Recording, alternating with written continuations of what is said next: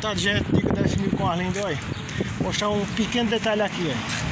Quando eu for a carroceria dessa aqui, aí eu boto o parafuso. Coloquei 4 parafusos aqui, olha. Isso aqui não, eu vou a corda aqui, isso aqui se arranca. São umas coisas mal feitas, né?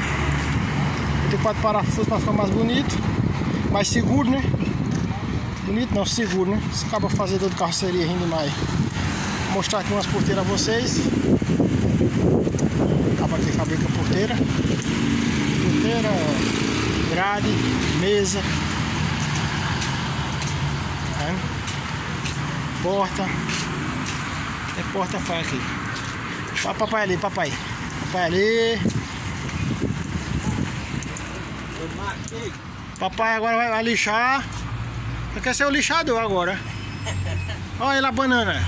Tá com calor mas chama. A lixa, ele lixa. Dele tá com calor. Tá vendo? E é, né, pai? É. Deixa eu gravar mais umas coisas lindas aqui embaixo. Porteira toda qualidade.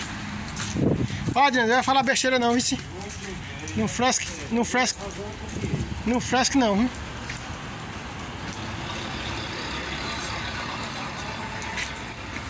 Deixa que trabalha nos Ave Maria, no Zap direto. Tá doido. E fazendo o banco aqui, ó. Um capifaixa lixar em um bocado de coisa.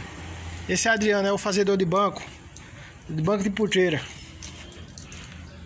Ó o X, fazer os bancos, os pés. Olha, Ave Maria, ui. Ô papai!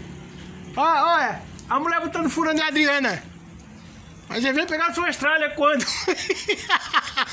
É aqui, ó. Eita! Pega isso. Ó, a troca dele já tá pronta já, ó. Tá, porra! Ó, diz quando é que você vem pegar a sua estralha? Ó, papai, vem lá aqui, papai, vem! Ó, os pacotes dele já feitos, ó. Eita, a bolsa dele já tá feita já, papai, é. Tá doido. Botou furando, papai. Eita, fêmea.